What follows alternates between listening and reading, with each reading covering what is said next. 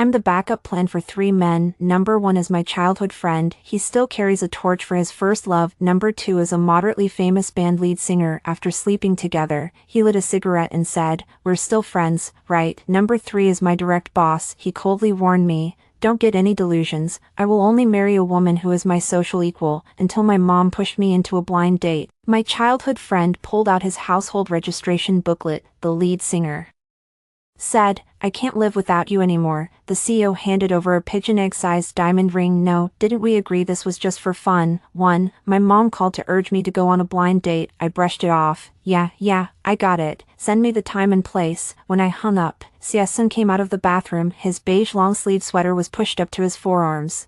Holding the underwear he had just washed for me as he walked through the living room, he stood on the balcony to hang the laundry. "Who was that?" "My mom." The man moved the clothes into the sunlight and turned his head to look at me. The soft sunlight gilded his edges, his amber eyes as pale as early autumn leaves. "I won't be back for dinner. I made fish and greens. The fish is staying warm in the pot. Just heat the greens in the microwave." He pulled down his sleeves and casually ruffled my hair, gentle, almost doting. "Don't order takeout." I mumbled a vague reply, watched him leave with his bag. I knew his first love is returning from abroad today too. Sieson and I live together. He treats me like his own daughter, even hand-washing my underwear. I just stretch out my arms for clothes and open my mouth for food, but I am not his girlfriend. He has been waiting for Yunxiao all along. Strictly speaking, I am the backup. 3. I wasn't like this before. It's all because of those harmful shoujo manga. Why write about an ordinary female lead and a silently devoted childhood sweetheart male lead? One glance told me. Isn't this just me and Sieson, childhood sweethearts, growing up together? He is gentle as jade, yet close only to me, his little childhood friend. I am plain in looks, average in grades, and ordinary in personality, yet he always walks to and from school with me, helps me with my homework, and even gives snacks to everyone around me, reminding them, "Please be understanding with Xiao Xiao." I was lost in sweet fantasies, a young girl's heart awakening to love. I started keeping a diary, knitting him a scarf, and giving him chocolates until the night of graduation. Sieson came to our classroom holding flowers and carrying a gift. Inside the noisy private room, the boy in white sang a lingering love song. Then, holding the microphone, he poured out a young heart's secrets. Young, innocent, I almost burst into tears. Finally, Sieson said, "I want to tell you, I really like you." I stood up and shouted, "I also like you, Yunxiao." The private room fell silent. Everyone looked at me. My face flushed red. "I need to use the bathroom." Sorry. I made an awkward exit. After coming back from the bathroom, through the crack in the door, the beautiful class belle and my handsome childhood friend stood on the stage. The crowd egged them on, shouting, "Kiss her." The young man lowered his head and asked her devoutly yet restrainedly, "May, Yunxiao?" The girl blushed and nodded. I didn't watch any further, for after that, I avoided Sieson. He blocked my doorstep. I turned around and tried to run. Sieson grabbed my wrist, his grip forceful. He said, "I've always thought of you as a little sister." Go to hell with your little sister. What kind of brother leans in almost cheek to cheek while helping with homework? An inconsiderate, lousy human radiator. Unfortunately, I've been tactful since childhood, actually, just overly concerned with saving face. I put on a fake smile. Haha, no worries. You really are a great brother. Thank you, little sister. Sieson looked at me.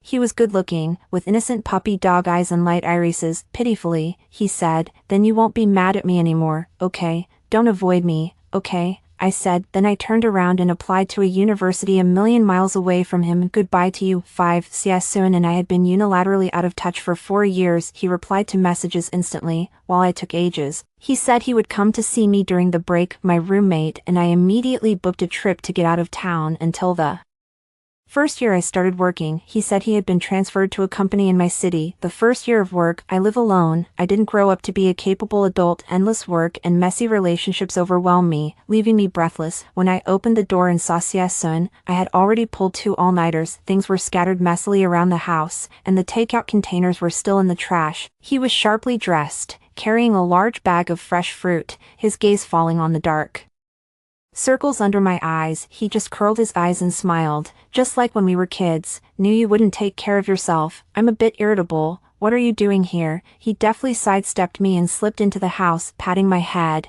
He went straight to the kitchen to wash some fruit. I followed behind him, grumbling, I didn't invite you in. Then he shoved a bowl of strawberries into my hands. Sit and eat. Before I could react, he had already started tidying up unwashed dishes in the kitchen, stray hair scattered in the bathroom, sanitary pads toppled over in the cabinet. For hours later, I was sitting in the bright and spotless living room. Sunlight fell on me. It was warm and cozy. On the coffee table was a bowl of plain noodles he had cooked for me. I looked up at him. Siasun was still mopping the floor. The Rilakkuma apron I bought was tied around his waist, accentuating his lean waistline. A few beads of sweat glistened on his temples. It was a bit dazzling in the sunlight. I squinted at him and said, what do you mean? He turned his head to look at me, smiling. Xiao Xiao, I've taken care of you since we were kids, I said. I'm afraid your girlfriend will tear me to pieces. Don't get me into trouble, okay? He paused, and a shadow crossed his eyes. Yin Xiao and I broke up a long time ago. She went abroad for college. I looked down, silently eating noodles. 6 actually. By then I was already Wei Ji's backup plan, but there's a saying, quantity leads to qualitative change. Being someone's backup makes you a backup. Being backup for 2 people, weren't they just as much my backups too? 7. After Siasun and I reconciled, we rented a big house. We even had separate bedrooms. Now his first love is back. I can't keep staying here either. I don't need this much space on my own, so I might as well find a new place. I went back to the bedroom and packed a few things, thinking I'd go out and find Wei Ji, ask him to help me look for a new apartment. He's a local. 8. I stood outside Wei Ji's door and entered the passcode. The door lock clicked open. When I walked in, Wei Ji was just coming out of the bathroom. His bath towel was wrapped loosely around him. The steam had flushed his cool, pale face with a light pink. Droplets of water dripped from his hair and slid down his Apollo's belt into the towel. His almond-shaped eyes curved as he calmly opened the fridge, grabbed a can of ice-cold beer, and chugged it down, my eyes fixed on his narrow waistline. Aren't you afraid I'm a bad guy? He let out a laugh, his voice hoarse as if chilled by ice. You're the only one who has the code to my place. Oh. I gave a dry response, remembering why I came to, just in time. He wrapped his arms around me from behind. The faint scent of body wash enveloped me. His body was burning up. Even the droplets dripping from his hair onto my neck felt scorching. Just finished washing. He took my earlobe into his mouth, softly and stickily, especially. He enunciated heavily, especially clean. 9. When I came to from my half-asleep days, it was already dark outside. I was only wearing a shirt he had put on me. In the dim light, the hickeys on my thighs were slightly burning to the eyes. I knew it. Every time I come to Wei Ji, no matter what the issue is, it ends up in bed. My legs are still a bit shaky when I get out of bed. I instinctively go to the balcony to look for him. He's got a cigarette in his mouth, his profile looking somewhat lonely in the twilight. That's just how he is. Top-tier looks charms girls into a dizzy spin. Even knowing what kind of despicable person he is, the very first second I see that face, I still can't help but feel like caring about him. I don't even know why I bother. Might as well care about myself. Leaning by the door, I said, why'd you stop smoking? Wei Ji turned his head to look at me, his enchanting eyes curved, like little hooks, just holding it in my mouth for the thrill. I was a bit surprised, so sudden. I had known Wei Ji for over 6 years. He wasn't a heavy smoker, but he'd never thought about quitting. He always stepped aside to smoke, away from me. He took the cigarette down, still smiling. Someone doesn't want me to smoke. I sensed something more in his words, a certain omen of a prodigal's return. He tactfully refrained from speaking further. He tossed the cigarette into the trash, turned, and went inside, the half-bite mark I'd left still on the back of his neck. She's coming by to get her things later. Don't come out. Seriously? I asked, he said. This time, probably yes. 10. Wei Ji is the lead singer of the band. He has a modest following. He had striking good looks, spent money freely, and gazed at you with such deep emotion it felt like a karmic debt promised in a past life to be paid in the next. In my sophomore year of college, a friend dragged me out for drinks. I'd been so heartbroken by Siasun in high school that I didn't dare date in college until I met Wei Ji. It was like running into an ultimate level incubus right after leaving the beginner's village. A simple, honest soul like me had never seen anything like it. Not only was he a smooth talker when it came to flirting, but his gifts were also extravagant. A week after we met, he gave me a gold bracelet. In less than a month, he had me wrapped around his finger. I eagerly went to see him every night, cleaning his place, doing his laundry, and cooking for him, acting as if I were his girlfriend, smug and self-satisfied, completely oblivious to the strange looks in his friends' eyes until Wei Ji tricked me into bed. He had drunk too much that day. A friend used his phone to call me, asking me to come pick him up. From the receiver came ambiguous, knowing laughter. Sister-in-law, Wei Ji's had too much to drink. He's been calling out your name. I blushed and stammered that I'd be right there. When we met, Wei Ji held me in his arms. He buried his face in the crook of my neck and nuzzled. His soft, fine hair stirred an itch in my heart. His warm, humid breath sprayed across my skin, sending a shiver down my spine. His voice was low, the trailing end of his words was soft and lingering. He kept calling me over and over, wife, wife. I was coaxed into a daze. I lost all sense of direction, and even started contemplating whether we should get a cat or a dog in our future home. After arriving at his place, I went to make him some honey water. But someone grabbed me by the waist and pulled me down onto the sofa. A kiss landed, my tongue was caught and his oxygen was plundered. I abandoned armor and weapon, lost and confused. I only remember the glistening, watery shimmer in his eyes that night. Biting open the strawberry-flavored wrapper, he asked me, "Is it okay?" I nodded. 11 endless waves of pleasure crashed over and drowned me. When I woke up,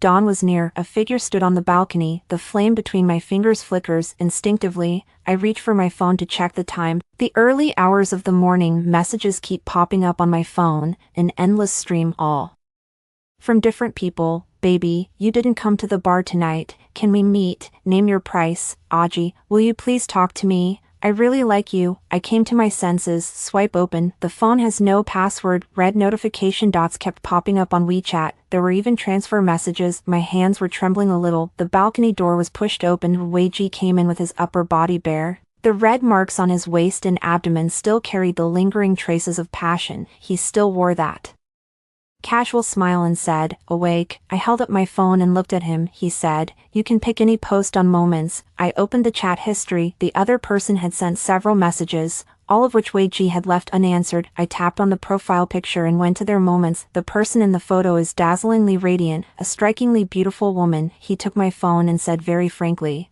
"I made a bet with a friend the other day. You were the prize." I felt like crying and also like laughing. Should I thank him? From all those beautiful women, they picked someone as unremarkable as me. He stubbed out his cigarette and said lazily, "You like it too, don't you? Your voice is really nice." Slap. I slapped him. I can't cry, but tears kept falling. I braced myself and got up. Wei Ji turned his head away, a red mark blooming on his face. He pressed his tongue against his cheek. That really hurt. I put on my clothes and walked out. Leaning against the wall for support, Wei Ji grabbed the car keys. "Need a ride?" I ignored him. I walked out on my own. He didn't say anything else. 12 later, I kind of regretted it. I should have felt for the bedside lamp in the dark and hit him with it twice. How could it be just one slap? Heartbroken twice, deeply wounded by a jerk. After locking away my heart, I focused solely on studying. The pressure to get a guaranteed postgraduate spot in my junior year is immense. No way to vent, so anxious that I lose hair every day, unable to solve the problem.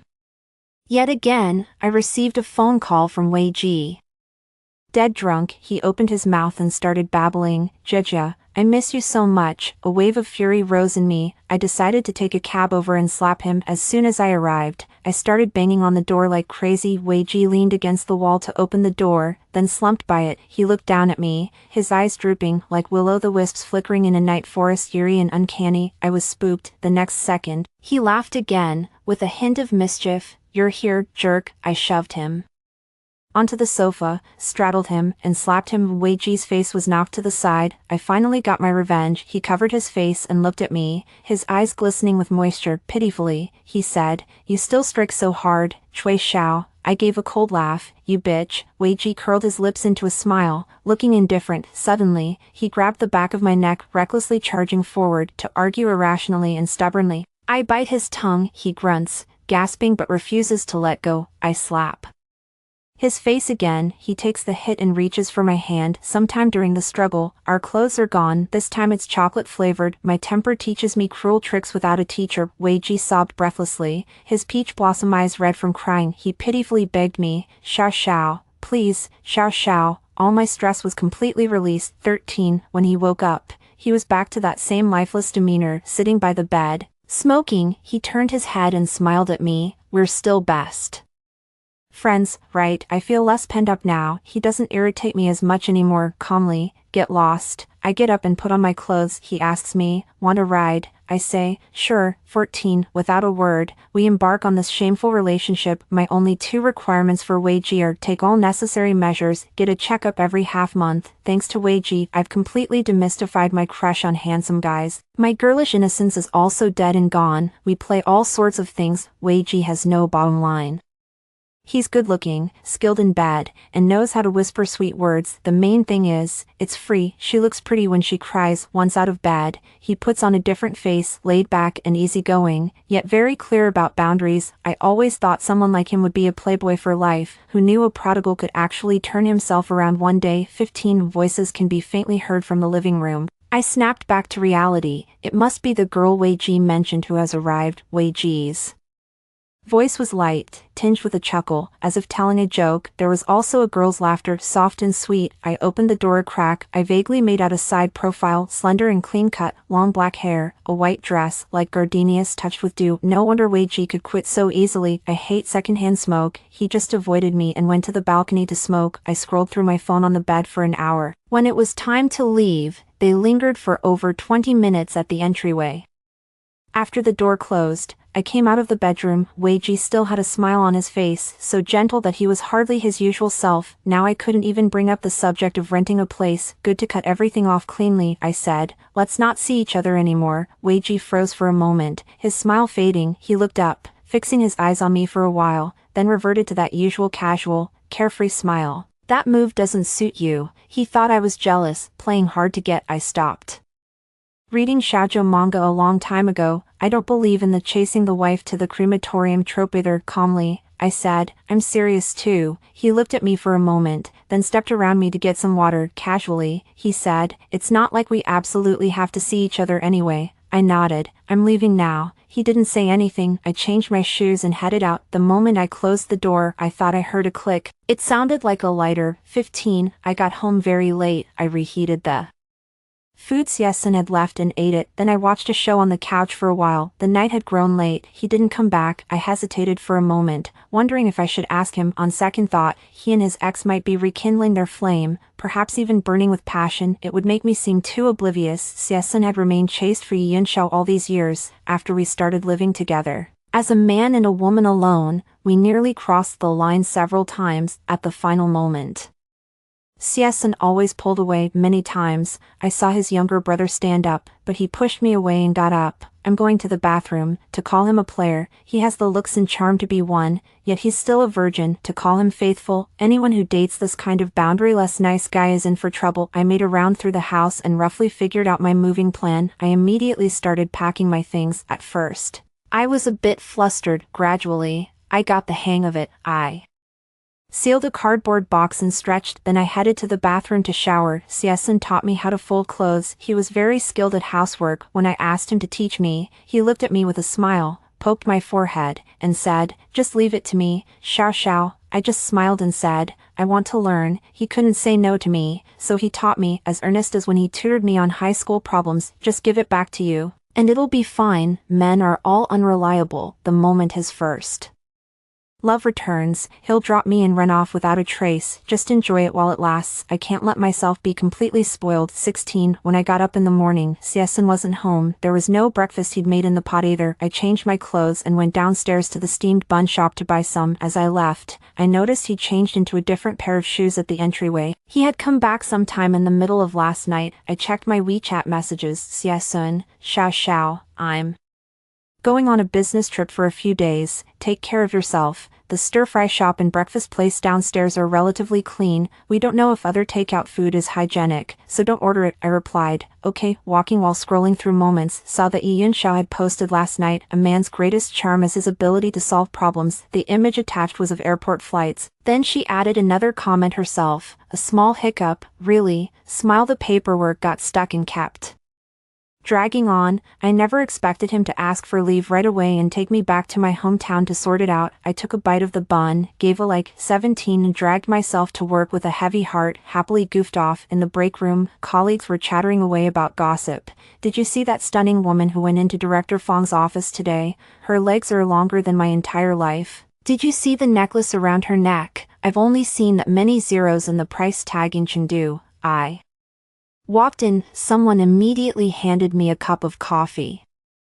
Sister Xiao, I just brewed this. I've truly made it to the rank of a seasoned office veteran. I took it, smiled, and thanked them. The person leaned in eagerly. Sister Xiao, did you see that beautiful woman who came to see Director Fong today? Seems like she's the daughter of the CEO of Xinyuan Technology, a rich, beautiful girl. I couldn't help but stare. The sexual tension between her and Executive Fong is just incredible. TSK. Distracted, I mumbled casually, they must be quite a match. Chui Xiao, a cold voice came from behind. The murmuring instantly fell silent. I turned around and saw Fong Qi standing there with a stern face. The man was tall with long legs, his tailored suit exuding an old money vibe. His emotions were unreadable. For a moment, I felt a twinge of guilt. He looked away indifferently. Marketing department meeting in half an hour, I acknowledged, watched him turn and leave. The lingering chill made people afraid to speak. 18. Fong Qi, my superior, an unapproachable flower on a high peak, distant and aloof, so stern that no one could leave his office with a smile, but the company's benefits were just too good. Colleagues all say that Boss Fong has a kind of contrarian cuteness. He seems cold and aloof, yet behind the scenes, he still looks out for his subordinates. I'm a little intimidated by him. He always reminds me of my junior high homeroom teacher. He'd put on a stern face and tear me to shreds with his words, but then, when my stomach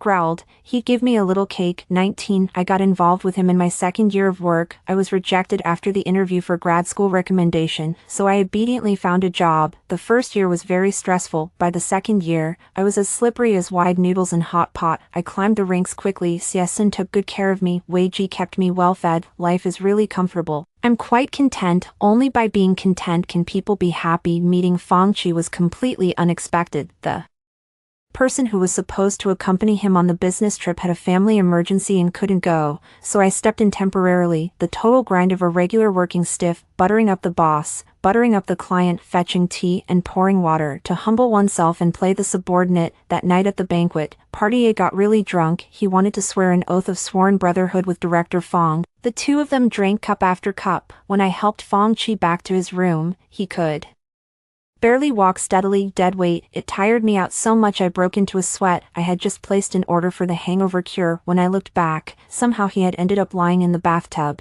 Mr. Fong, I rushed over, trying to help him out. I caught him fumbling with his buttons very clumsily, slowly, taking ages to undo just one. Like an innocent child, I was completely stunned. I used to want to button it up for him. Each time I fastened one, he would undo it. Finally, getting annoyed, he tore it open. The button bounced onto the floor. I was utterly stunned. Fong Qi looked up at me, his eyes glistening, hot. He took off his clothes and threw them on the ground. I picked them up and tried to cover him with them again. I'll turn the air conditioning lower. Mr. Fong, please put this back on. He threw it even farther. I'll go get it. He turned around and had already taken off his pants.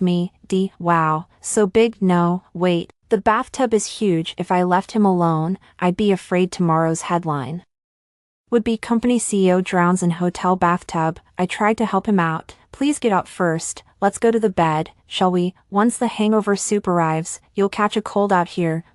Fong Qi pressed the back of my neck and kissed me, lips touching lips. It seemed just to shut me up. The smell of alcohol made me dizzy. Fong Qi reached out and turned on the water. The water was warm. I reached out and turned it off again. Fong Qi was annoyed with me and bit my lip, holding me tightly in his arms. I cried out in pain. He took advantage of the opening, charging straight in, conquering every inch. It was a long time before we parted. Fong Qi's lips were swollen, with a glossy sheen over them. He looked up at me. His sharp phoenix eyes were now glistening with moisture. I was silent for a moment. A good girl would have pushed him away, but I am not a good girl. I lowered my head and kissed him again. 19. I slept until late morning. It felt like I had been in a kickboxing match. When I woke up, water was still splashing loudly in the bathroom. I pressed my forehead, sat up in bed and picked up my phone. The sound of water in the bathroom stopped. Fong Qi came out wearing a bathrobe, the belt tied tightly around his slender waist. Unfortunately, this dress has a deep V neckline and offers a glimpse of that stunning scenery. Awake, his expression was indifferent. It was impossible to tell his mood. I was as meek as a quail. Yeah.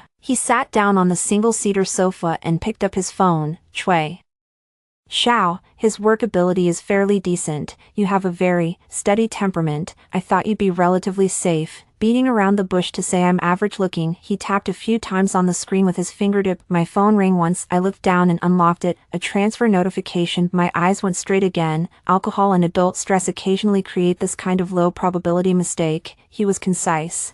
I don't want this to become complicated. I nodded immediately. If it's a mistake, it should be corrected. At the company, we're just superior and subordinate, he said. Privacy, flesh, and money, very pure. I was stunned. He looked directly at me. The color of his eyes was like a deep pool, dark, falling in would chill you to the bone. He ignored me. He changed his clothes as if no one else were there. Cui Xiao. He walked to the side of my bed and looked down at me. His eyes held undisguised contempt. Don't entertain any delusions. I will only consider a relationship with a woman who is my equal in family status. 20. After he left, I lay back down, still basking in the ecstasy of the massive money transfer. As for what he had just said, he barely absorbed it. The impact was zero. 21. The etiquette of being rich for the first time. I have no experience with it. Fang Qi is not hard to please, as long as he answers my call whenever he shows up. He doesn't ask for much, and he has no particular vices. He lets me leave as soon as the deed is done, doesn't care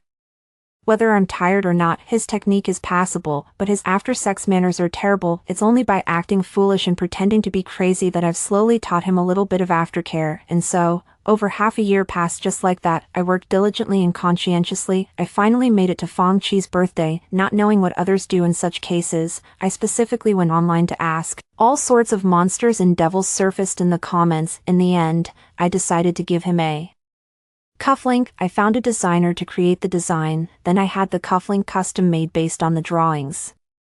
It costs both time and money. I marveled at how devoted I was even as a mere follower. 22. On his birthday, to show how much I valued the occasion, after finishing my morning report, I handed over the jewelry box. Happy birthday, Mr. Fang. Fang Qi's gaze fell on the small box. His expression was unreadable. Thank you, but he didn't reach for the box. Cui Xiao. He looked up at me, his gaze sharp, a chilling air that kept people at a distance. I remember telling you that we can't take this relationship any further. There's no need for these little tricks. You'd be better off focusing more on your work. Very coldly. Don't cross the line. I nodded and bowed obsequiously. Got it. Then this, I wanted to take it back, he said. Just leave it there. I withdrew, cursed him in my mind. He's really hard to please. If I don't take it seriously, you get upset. If I do take it seriously, you get upset too. Brown nosing is a skill in itself. 23. I don't know if Fang Qi did it on purpose. The work that day was particularly difficult. I worked a bit of overtime. As I was leaving, I ran into the cleaner. She couldn't hide the joy on her face. In her hand was a small box. It looked a bit familiar. I called out, "Auntie." She stopped in her tracks. My gaze fell on the small box in her hand. I was sure of it. It was the one I had given away that morning. Slightly puzzled, I asked, "This is?" The auntie and I would occasionally greet each other when we ran into one another in the restroom. She didn't shy away, and broke into a delighted smile. A gift from Mr. Fang. Oh, no, that's not it. I was cleaning today, and when I went to throw out the trash, I spotted this box. I got curious, opened it up, and took a look. At first glance, it was incredible. The things inside were still brand new and clearly very expensive. Afraid someone might have accidentally knocked it off, I went to ask General Manager Fang. The auntie grinned and said, "He said it's just trash, told me to dispose of it myself." I was taken aback. The auntie added, "They're still new. What a waste to throw them away. Look how beautiful they are." She opened it to show me. My gaze fell on that pair of cufflinks. Under the corridor light, they sparkled, set against the velvet beneath them. They looked delicate and beautiful. That's right, I smiled and said. They certainly look very valuable. The auntie nodded. Exactly. The rich are just, I said. Auntie, you should head back early. It looks like it's going to rain soon. I'll be off then, Auntie. I watched her figure as she walked away. Windfall. Even my footsteps felt lighter than usual. I looked away and headed for the elevator. 24. The elevator doors closed. Reflected in them was my frozen, forced smile. Damn it, I was so angry I could see red. Why didn't you just say you'd thrown it away? So I went to pick it up myself. What a waste of an entire month's salary. Damn capitalists. Do you think money is that easy to make? I was determined to get it back from him one way or another. 25. On Valentine's Day, I asked him for a gift. Fang Qi typed out a question mark, trembling. I sent him the link to the code on Taobao. Fang Qi, could it be that he thinks I'm too tacky? I typed, haha, Actually, I just wanted to ask if you think it looks good. The input cursor was still blinking. The next second, the payment notification sounded, and there was Fong Chi's transfer, more than 10 times the price of the coat. I was momentarily stunned. I didn't forget to thank the boss before accepting the payment. 26. Honestly, I didn't dare take too much. I was afraid Fong Chi would snap at me. Look at yourself. Do you really deserve to rake in so much? I strictly demand money based on my own looks and conditions. Sometimes Fong Chi gives me a very strange look, as if he finds my pettiness distasteful. The things he voluntarily gives are at least 10 times more expensive than what I would have asked for. After a while, I stopped asking for things myself. I just live on whatever slips through his fingers, even that amounts to half a year of my salary. Damn rich people. 27. After becoming a backup, my life has become even better than before. Even when I see colleagues who trip me up at work, I can greet them with a smile, although it's embarrassing to be someone's backup. But Fatty Orange has made it clear beforehand. I have Fong Chi as my ATM, Wei Ji as my bed warmer, and Xia Sun as my foot washing servant. That is more than enough. 28. Xia Sun was gone, and Wei Ji was gone too. I felt a slight regret, but it didn't matter much. Only Fong Chi was someone I couldn't quite let go of. After all, money is my one true love. Just thinking about losing a source of income in the future, I feel a bit of pain. 29. After the meeting ended, a colleague came over to chat with me, holding my documents. I walked out while answering his questions. I didn't notice Fong Chi was still sitting at the head of the table reviewing documents. When I got to the office, I reached into my pocket. Only then did I realize I had left my phone in the meeting room, so I turned back to get it. Fong Chi was sitting alone in the conference room. I was taken aback. Mr. Fong, he acknowledged with a grunt. Without looking at me, I laughed and said, I left my phone on the table after the meeting. The table was spotless. Huh. I walked back to where I had just been and looked down below. Nothing. Strange. Maybe I left it in the office and didn't bring it out. Haha. My memory's been a bit off lately. I said as I walked out. It's here. The man tapped the desktop with his fingertip. I looked over. Fong Chi's expression was calm, and he met my gaze. I walked over and picked it up. Thank you, Mr. Fong. I'll get back to work then. This move is really lousy. He interrupted me. I was completely baffled. I glanced at my phone instinctively. On the lock screen were 2 messages from the blind date. Saturday at 10 a.m. Sea of Clouds Cafe. Fong Chi said, I used to think your tactfulness was rather an endearing quality. Now that's the only quality you've lost. Chui Xiao. There's no way I'm going to, he said. This is the end. Fine. I nodded. He seemed taken aback for a moment. There was a kind of startled cuteness to it. I said, I'll go and get to work now. He didn't say anything. I turned and left. It was just the right time to cut the Gordian knot, break off with all 3 at once. 30. Off-duty. Fong Chi, for the first time, squeezed into the employee elevator. Employees piled on top of each other in the corner. He stood at the front with a cold face, seemingly unaware. I stood next to him. The elevator floor number slowly dropped. Suddenly he spoke. Walk you. The person behind let out a very soft gasp. I stared blankly at the floor numbers. He gritted his teeth. Chui Xiao. Huh. I turned my head. You called me, Mr. Fong. Yeah, he replied. It's on my way. I'll give you a ride. Haha. Thanks, Mr. Fong. I covered my mouth and put on a fake smile. The people behind me gasped again. Fong Chi looked at me. He seemed to be in a better mood. 31. I got into the passenger seat. Fong Chi turned sideways. I fastened my seatbelt and happened to catch his face leaning in close. Mr. Fong, what's wrong? Nothing. He sat back and fastened his own seatbelt. The car fell silent. Fong Chi occasionally glanced at me from the corner of his eye. I looked out the window and played dumb. As we neared the destination, he finally couldn't hold back. Why did you agree so readily? He asked then, as if trying to cover it up. Just curious, wasn't it you who didn't want to continue? He was silent for a moment. I thought, you'd be like the others, at least, not completely unmoved. I was shocked. Do you still have many follows? What is a follow? He turned his head to glance at me. On his bewildered face was the confusion of nearly a child. Ah, it's that, in your circle, you don't call them girlfriends, you call them follows. In the 5G era, I was explaining a 4G meme to someone on 2G internet. Fong Chi was stunned for a moment. He still seemed not to understand. The light is green. He drives again. No, only you. I mean, when my friends and I parted ways, the other person would always cry, beg, even self-harm. No way. I care more about saving face than anything else, because there are still feelings, I guess. What about you? He asked. Do you have no feelings for me anymore? No, I said, never have, I only have feelings for money. 32. The sharp screech of brakes, the car pulled over to the side of the road, the abrupt stop made my heart race. Fang Qi unbuckled his seatbelt, turned sideways almost fiercely, and clamped his hand on my shoulder. His eyes, usually as calm as a deep pool, now held sheer disbelief. You don't love me? I asked, puzzled. Why would I love you? He choked. Then why do you deliberately stay in my arms every time after we finish? Because I'm tired. Why do you still smile at me when I'm being cold to you? Why do you prepare such a thoughtful gift for me? Because of professional ethics.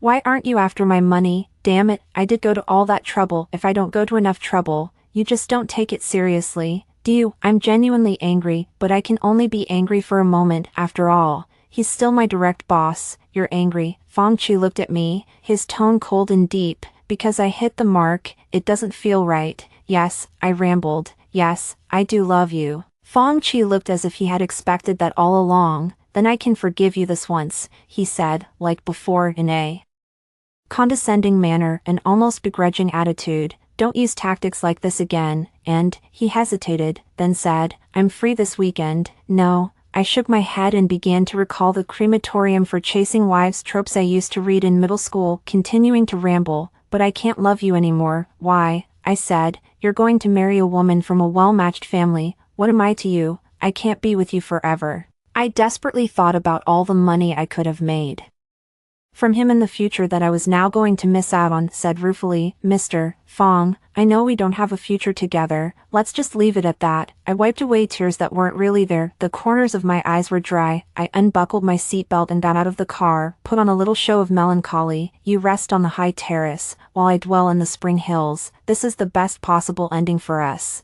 Fang Qi was stunned. Cui Xiao, I said, I hope we both find happiness.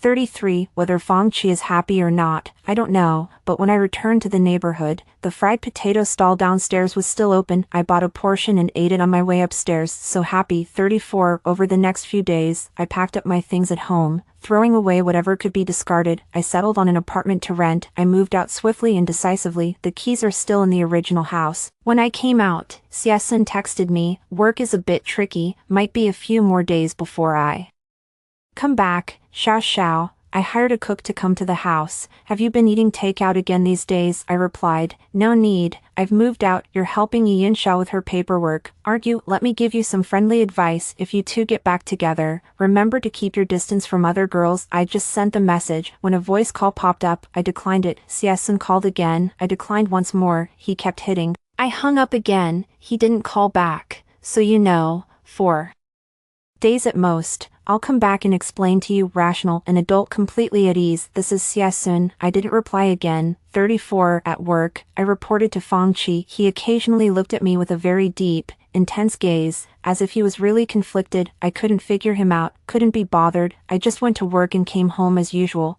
thick-skinned as always. Another day, another commute home. I was heading to the subway to get back. As I stepped out of the elevator, I happened to run into Fang Qi. I greeted him. Good evening, Mr. Fang. Fang Qi nodded. He followed me out. You didn't drive today? I did, he said. I just wanted to say a few words to you. Cui Xiao, I've been thinking, maybe we could. Xiao, a flashy sports car stopped in front of me. Wei Ji, wearing sunglasses, had a relaxed posture. Here to pick you up from work. 35. Fang Qiqing scowled. I said, I'm leaving first, Mr. Fang. I got in the car and fastened my seatbelt. Wei Ji floored the gas pedal, leaving him behind. Address. I gave him the address of a supermarket. Wei Ji made a U-turn and asked casually, you moved? Yeah, why didn't you tell me? I turned my head to look at him. With his thin lips curled, he wore that same roguish, playful smile. Want a kiss? I remember saying last time that we shouldn't see each other again. The smile at the corners of his lips faded slightly. Understated. Bad memory. Forgot about it, I said. Set an alarm to remind yourself every day. Is that really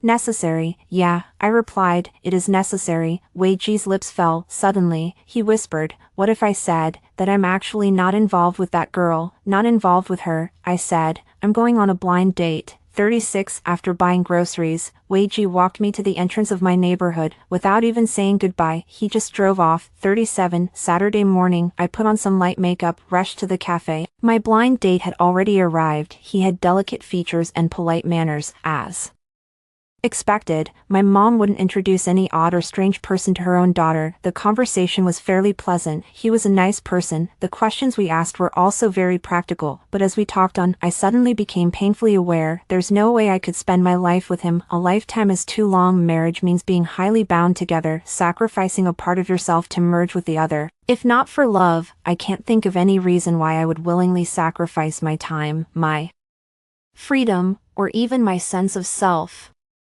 When the other person asked if we could meet again, I was about to shake my head, when suddenly a figure appeared by the table. What a coincidence, a completely flat tone. Fang Qi's lips pressed into a straight line. Running into you here too, me, blind date. Fang Qi, mind if I sit with you? 37, Mr. Fang, I said helplessly. I'm on a blind date. Fang Qi looked indifferent, without any awareness. I heard you two were almost done. My blind date, and this is my boss. Fang Qi nodded. He stood there with no intention of leaving. The other person said awkwardly, haha, I suppose you're right, I'll be going then. Miss Cui, let's talk on the phone. Fang Qi sat down next to me and said casually, I've heard this place has decent coffee. The reviews all say the coffee here is terrible, and it's only good for taking photos to post online. Oh, he said, without changing his expression, maybe I remembered it wrong. How childish. I picked up my bag and got ready to leave. I'll be off. Then, Fang Qi suddenly reached out and grabbed my wrist, revealing the shirt cuff. Attached to it was a pair of familiar-looking cufflinks. I looked closely, very similar, but still different, a remastered version. I raised an eyebrow. He gave a low acknowledgement, without offering any defense. Cui Xiao, I've been thinking about this the past few days. I don't really know what love is either, but that day, when I saw you get into that man's car, my heart ached with a strange, inexplicable bitterness. Is this love? He looked at me with a kind of painful bewilderment. It was a far cry from the always composed President Fang in the business world. I suddenly realized that perhaps he truly was, in this regard, as clumsy as a child. 38. No, I said, it's possessiveness. He fell silent. He also said, I've been thinking about what I said to you before. It was too hurtful, and I regret it. Is this love? No, I said firmly. It's your conscience struggling to grow flesh and blood. Fang Qi's mouth twitched slightly. I don't want to end things with you, that's habit. I want more. I want to go on a date with you. That's because your daily entertainment is too lacking. I don't think that man is good enough for you. That's arrogance. He paused for a moment, then continued, I want to give you a lot of money. That's charity. No, he refuted me eagerly. It's not charity. Very resolutely. That day, you were eating at a street stall, and you were smiling, looking very happy. I felt, it was heartbreaking. I got angry again. I said, it's because you always look down on me from on high. I love you, he suddenly said. That's delirious nonsense. Fang Qi was stunned, staring fixedly at me. Our eyes met. The man's face was cold. Her cool and distant expression remained unchanged, yet tears suddenly fell endlessly. She wept bitterly. I got goosebumps all over. Don't cry with that expressionless face. I didn't bully you. You didn't, Fang Qi said, his clear voice roughened low by a crying tone. He said,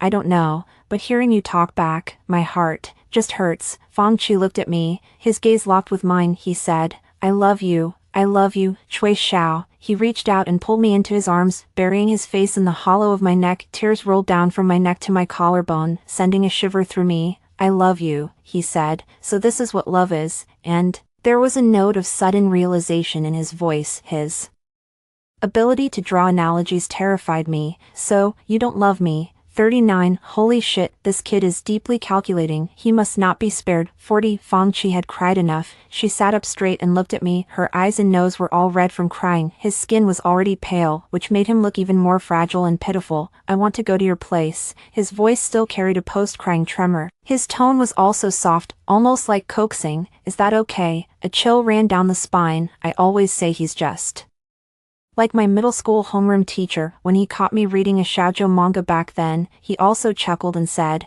"Haha, students will be students." Then he turned around and made me write a 3,000-word self-criticism. "That doesn't seem right," I mumbled evasively. He said, "Just let me rest a little. This look is too ugly." He was about to shed tears again with a blank expression. "It's too horrifying." All right. I quickly said, let's go. 41. After bringing Fang Chi home, he went to the bathroom and washed his face, then he came back and held me in his arms. "This isn't appropriate," I said. "Do we know each other?" "Though I live alone and have lived here for many years, as the saying goes, a widow's door is a source of gossip. Good news never travels far, but bad news spreads like wildfire, so I can only stay in my humble hut, keep an eye on the world, stand with my feet in the mud, yet hold the universe in my heart." Never mind, he didn't get the joke. He looked upset. "Again, you lied to me." I shut my mouth. I couldn't take it anymore. I stood up. "I'm going downstairs to pick up a package." He stood up as well. "I'll go with you." No. I looked at his still reddened eyes. "Get some more rest." I quickly backed out and closed the door. 42. She left. Fang Chi sat on the sofa, still in the same position as before. He waited for half an hour. She didn't come back. Little liar, Fang Chi thought. Expressionless, deliberately stalling for time, he stood up. He looked around the living room. Things were a bit messy. He thought he should hire a nanny for her, but this house was too small. He thought again, he should get her a bigger place instead. It just so happens that there seems to be a pretty nice apartment near the company, spacious enough, a bit empty for one person. He could move in with her. If two people were living together, in that case, renting would be out of the question. He might as well buy a place for her. He nods, feeling very satisfied. As a result, she became increasingly critical of the house. There was a knock at the door. Forgot to bring the keys, Fang Chi thought. So scatterbrained, they should install a fingerprint lock on the house. That way, when he's not around, it wouldn't matter if she forgot her keys. When she reached the door, the mirror in the entrance hall reflected his figure. Fang Chi took a second look. Out of nowhere, he thought of that night when Cui Zhao's gaze fell on his chest. She still liked him, Fang Chi thought to himself. His mood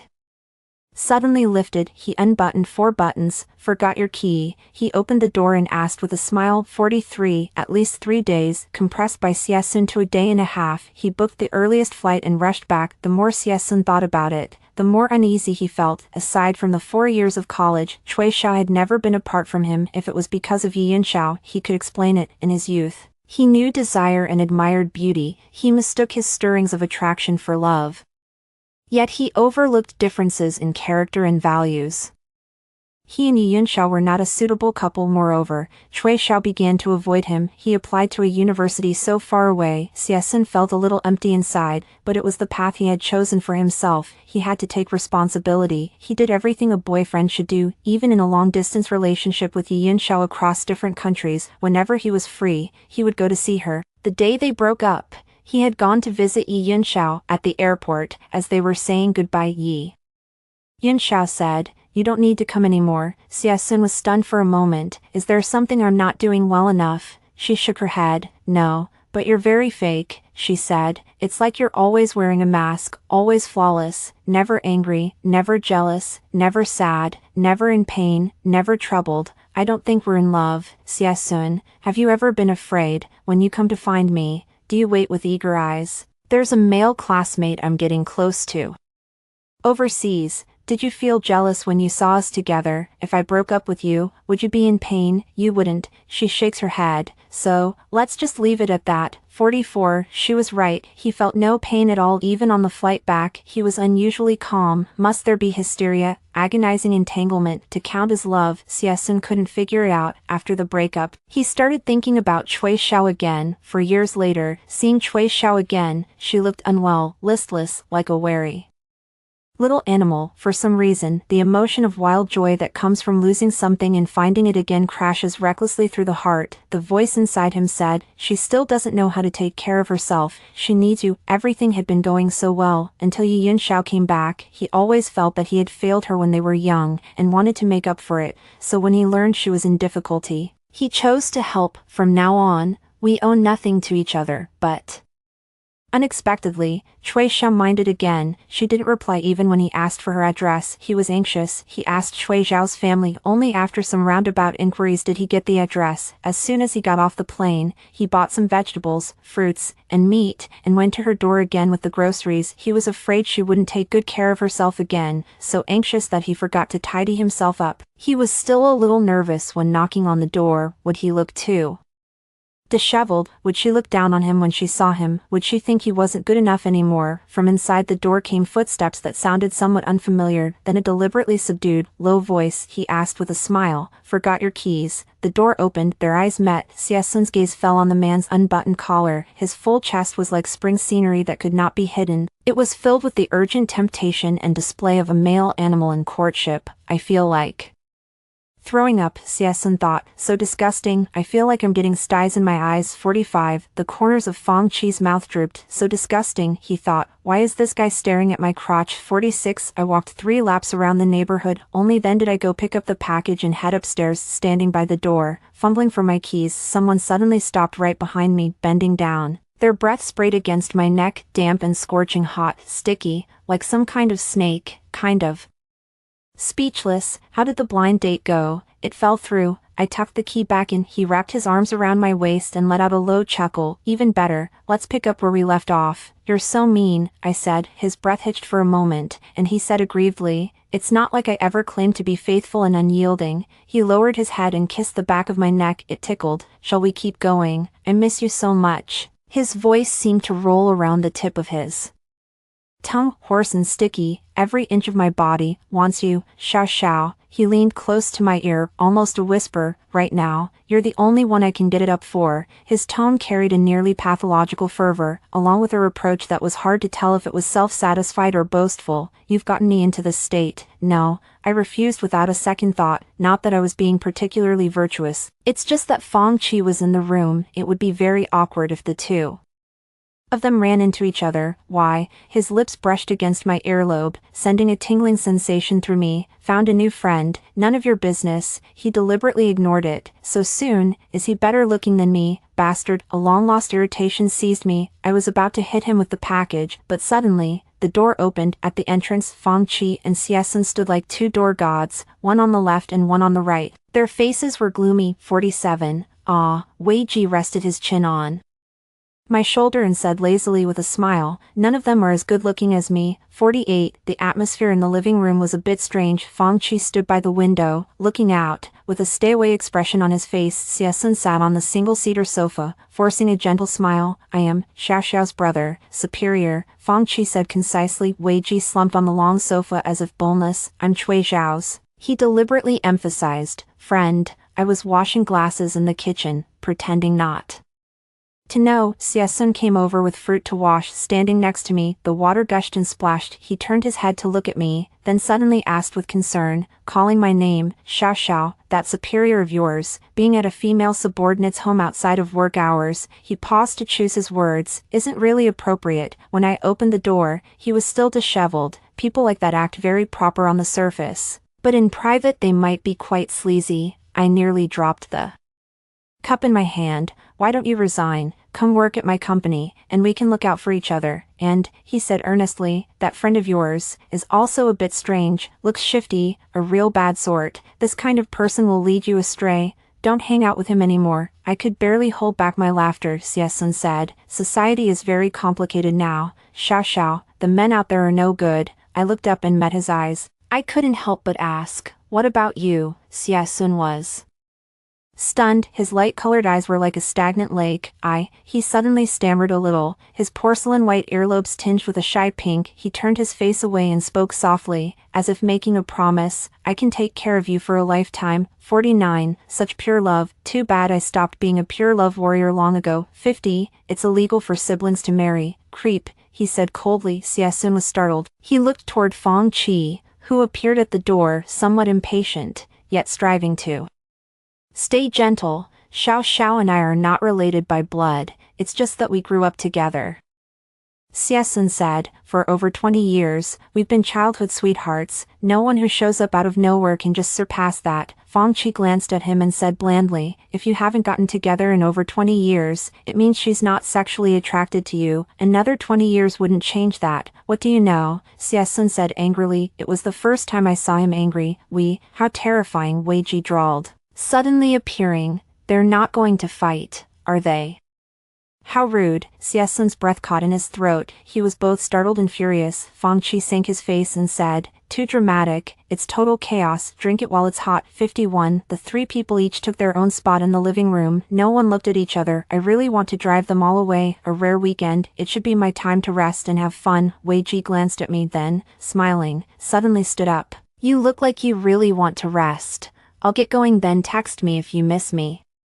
He left without hesitation, even I was a bit taken aback, I thought he would be the one to hold on until the end. Xie then glanced at me as well, he looked terrible, his lips were pressed into a flat, straight line, his brows were slightly furrowed, yet he still spoke, I'll head off too, the food is in the fridge, the fruit is washed, remember to eat it. He stood up, his gaze fell on Fang Qi. Fang Qi didn't look at him. It was a while before he spoke. Yeah. Xie expression darkened even more. Only then did Fang Qi say unhurriedly, I won't bother you any further either. Xie expression improved slightly, he stood up and walked outside. Fang Qi dawdled, I accompanied him to the door. After Xie left, the door remained open, but Fang Qi suddenly stopped in his tracks. I bumped into his back, he turned and pulled me into his arms, bowing his head, he kissed me on the forehead, like a feather landing on the water, with a hint of tenderness. I looked up at him, Fang Qi still had that cold, expressionless face, but the corner of his eyes betrayed a trace of a smile.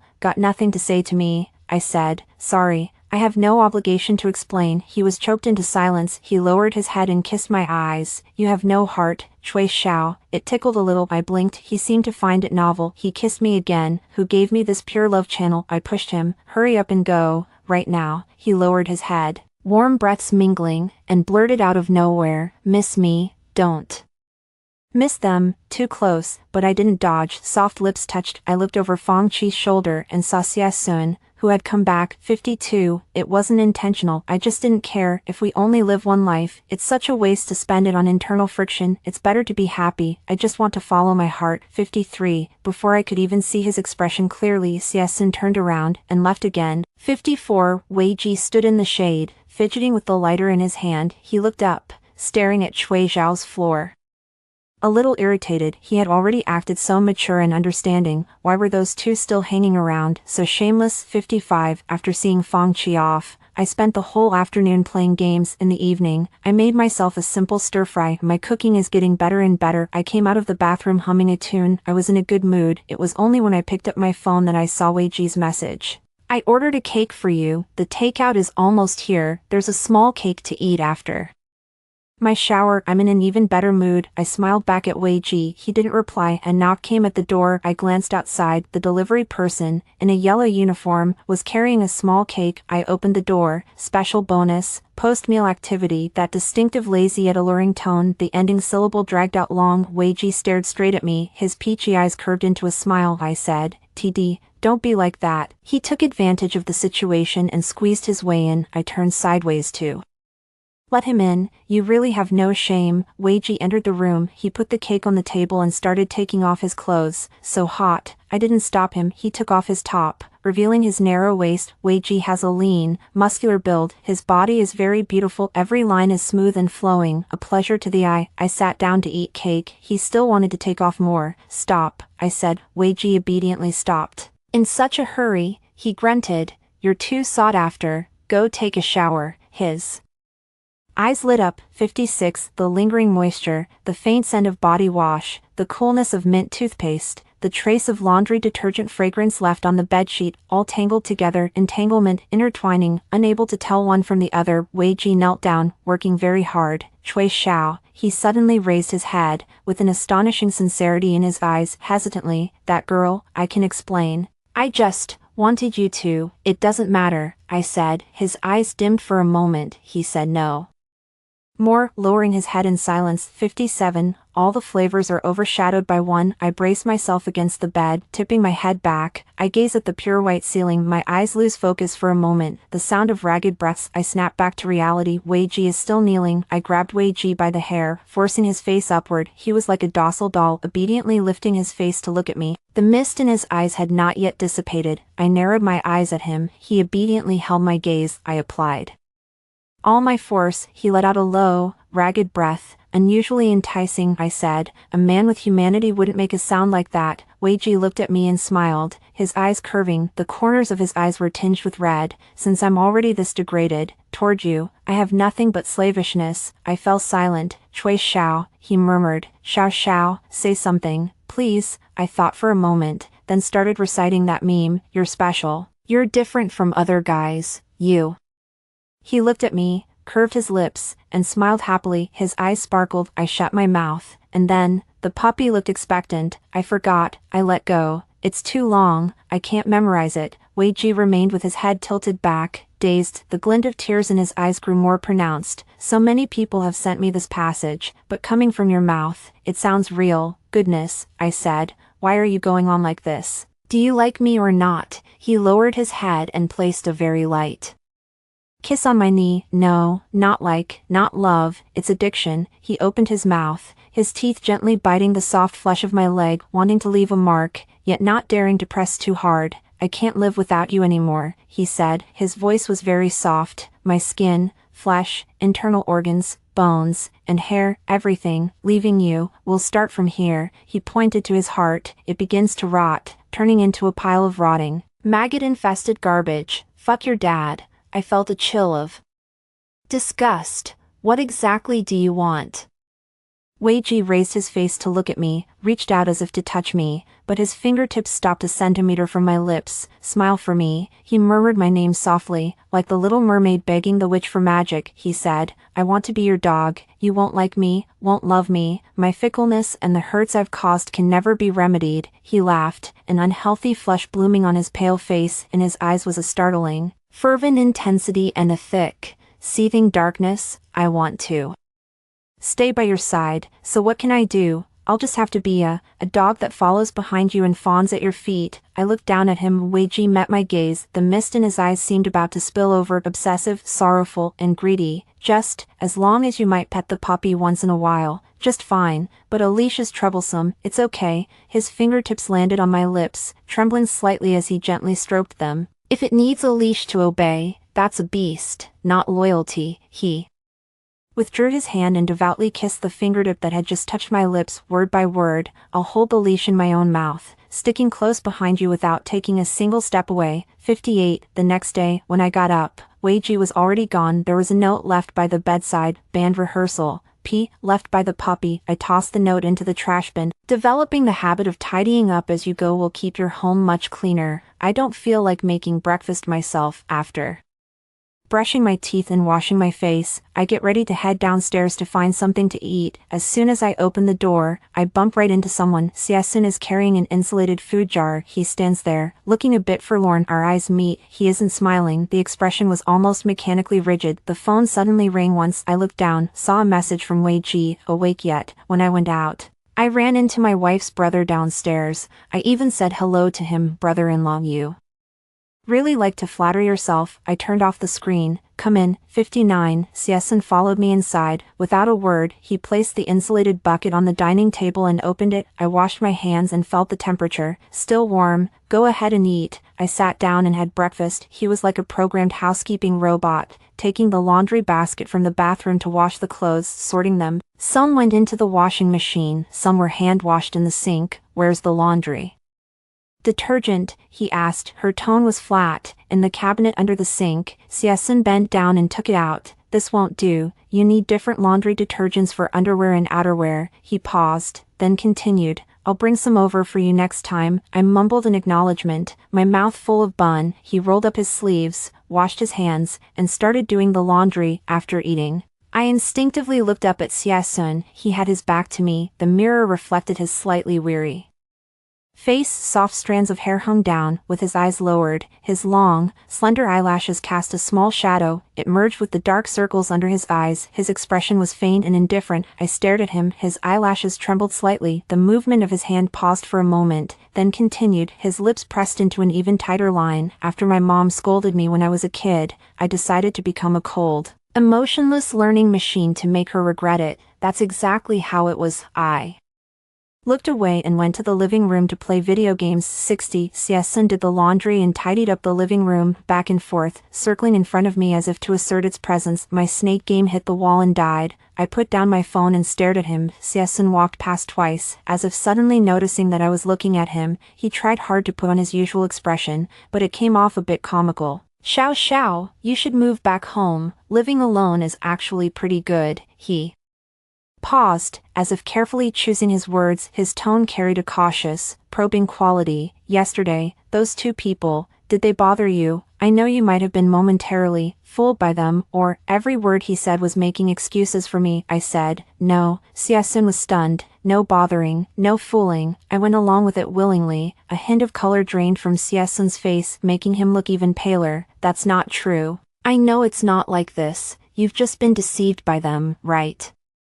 You've been deceived by them. He tried to construct a reasonable explanation for himself to maintain the order in his world. Self-deception. I decided to break the peace. I've slept with both of them. Sieson stared at me blankly, as if he couldn't comprehend the words. The gentleness in his eyes completely shattered, revealing the panic and pain beneath that he had never shown anyone. After a long moment, he spoke, nearly breaking down. No, that's not how it was. Please, tell me they forced you. Or maybe you were just confused for a moment. Please, just smile. No one can force me, I said, and I've been an adult for a long time. Who I have relations with is my freedom. I looked at him. Stop saying things that don't matter. What are you really trying to say? Just say it directly. Sieson was frozen by my question. It was as if all the feigned calmness and rationality had crumbled in that moment. His eyes were red, as if he had exhausted all his strength with unwillingness and immense grievance. Why isn't it me? My eyes widened. Why can they all do it, but I can't? Why can't it be me? His voice trembled, choked with tears. Why didn't you say so earlier? I said. Sure. Sieson was stunned. 61. In the bedroom, Sieson lay on the bed, a little dizzy from my kiss. His tongue was clumsy, only able to passively endure and respond faintly, short of breath. Cheeks flushed, so awkward and shy that one can't help but want to tease him. Sieson doesn't know how to exhale while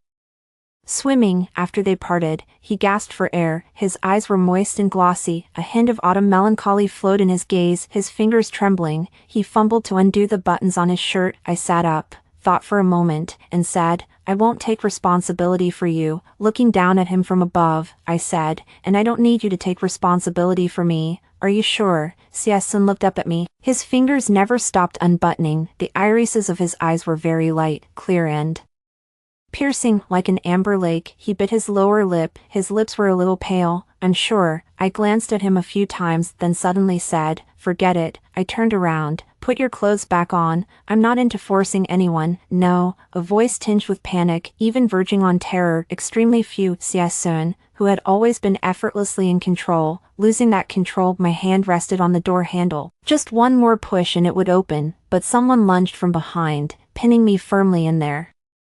Arms, hot, humid breath scattered into the hollow of my neck.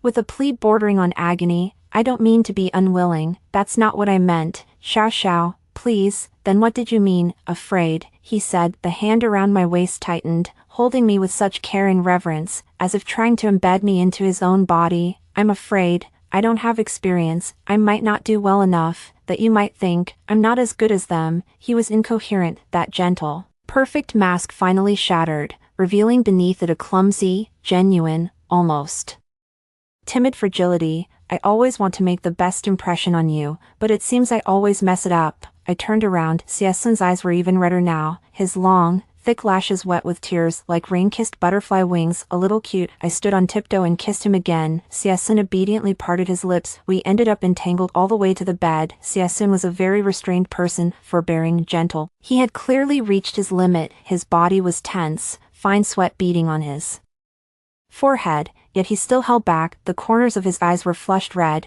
his wet lashes trembling non-stop, but he only looked at me silently with those amber eyes, carrying a bewildered question and a plea. Unfortunately, I am not a kind person. Instead, a playful urge takes over. A faint, broken whimper escaped Siesun's throat, then softened. Out of shame, I deliberately dragged it out until he finally fell apart, his voice hoarse, pleading with a tearful whimper, "Xiao Xiao, stop playing." 62. After finishing, I fell right asleep in a daze. I felt someone lift me up. Warm water enveloped my body. Siesun moved gently, carefully washing me clean. When I was placed back on the bed, the sheets beneath me were already dry and fresh. He lay down, held me from behind, and buried his face deep in my hair. He took a deep breath, his voice still tinged with hoarseness and a barely noticeable tremor. "The other day, I heard from your aunt that you're going on blind dates. How's that going?" Without even opening my eyes, I said, "Judging by the fact that we're both lying in the same bed right now, it's probably not going well." Siesun let out a laugh, but there was a hint of bitterness hidden in it. He gently kissed my hair, hesitated for a long time, then said softly, what if you marry me instead?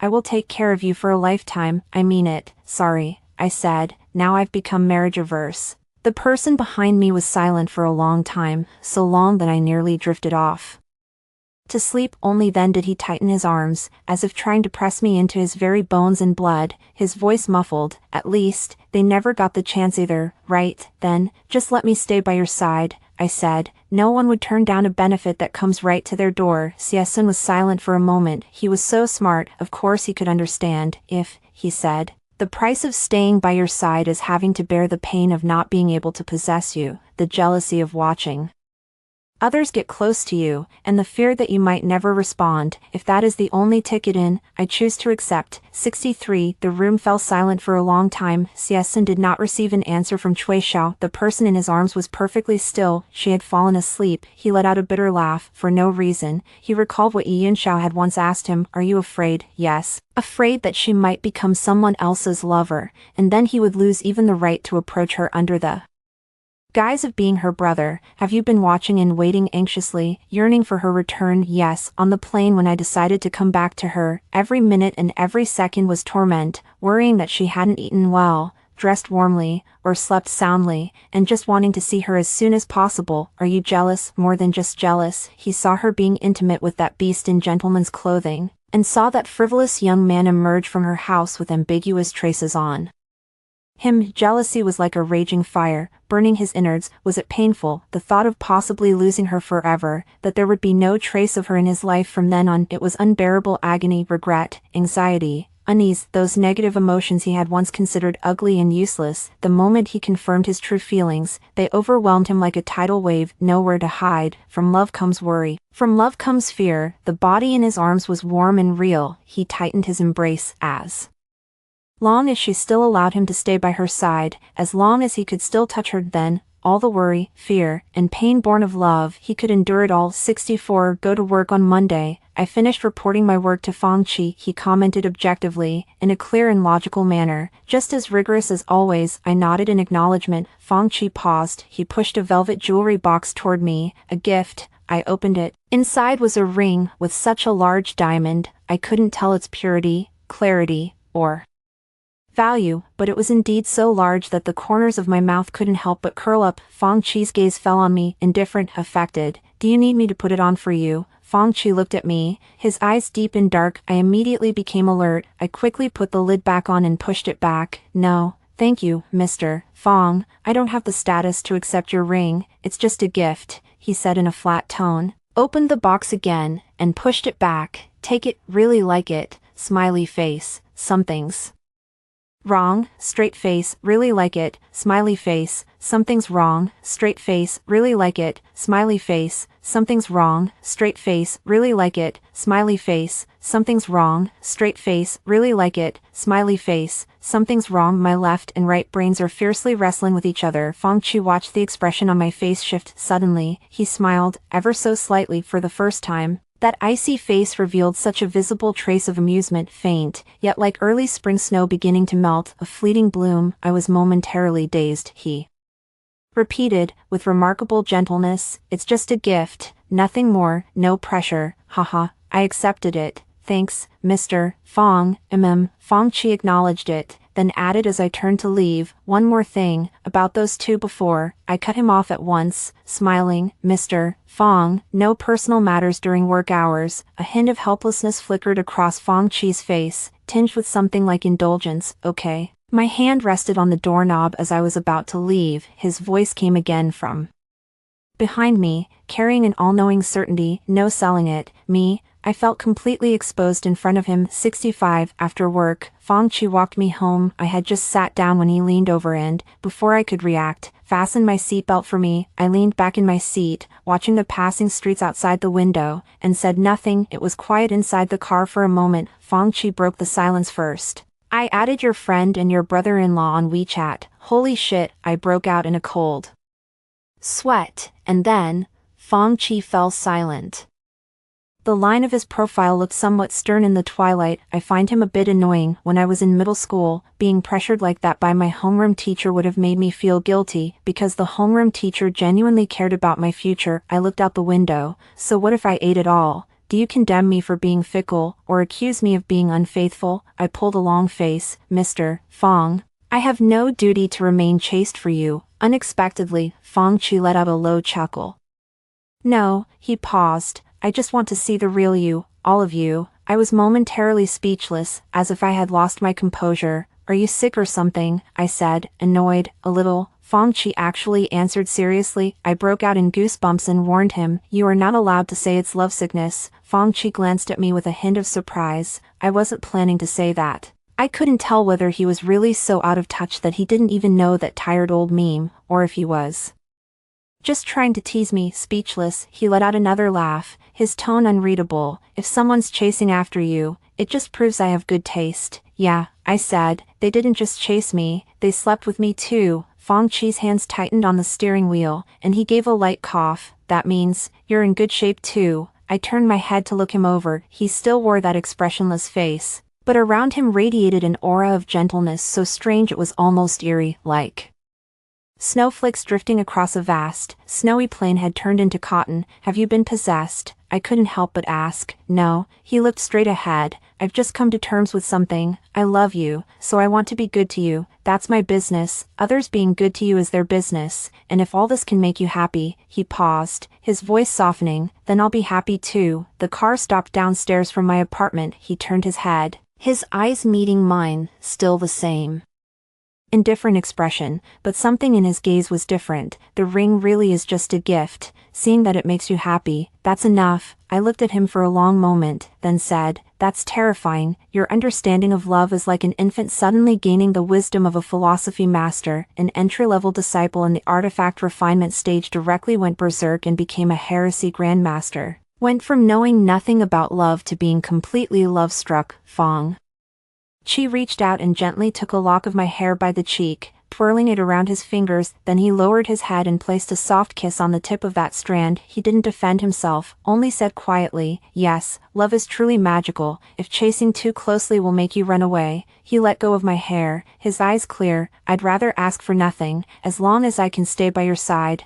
I said, is my side a parking lot? Everyone wants to park here. Fong Chi's eyes curved into a smile. He asked me, is that okay? I said, or, 66. Saturday, my home inexplicably became lively. 4 of us were squeezed into the living room playing games. The loser had to get a paper strip stuck on their face. The rules were simple, but the atmosphere was subtle. After a few rounds, Xie Sun, Fong Chi, and Wei Ji had almost no room left on their faces for more strips. I only had 1 strip on my face. Not that I was that skilled, it's just that they keep going easy on purpose. They also have to attack each other with sarcastic remarks. Mr. Fong, you're too kind. Xie Sun smiled gently and precisely stuck a small note onto Fong Chi's forehead. Fong Chi remained expressionless and said calmly, just luck. I hope you can still smile in the next round. Wei Ji leaned lazily beside me, taking advantage of the chaos. He quietly passed me a card while adding fuel to the fire. You two are so fierce, arguing over a game. I yawned.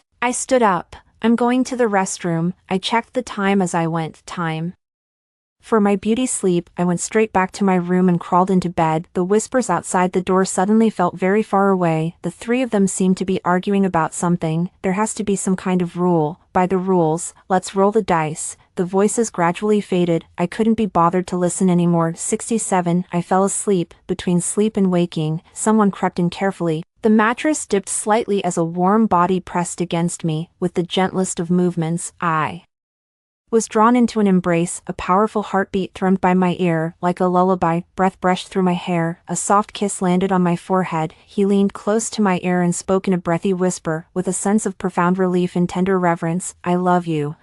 I responded. Thank you. I love myself very much, too. The end.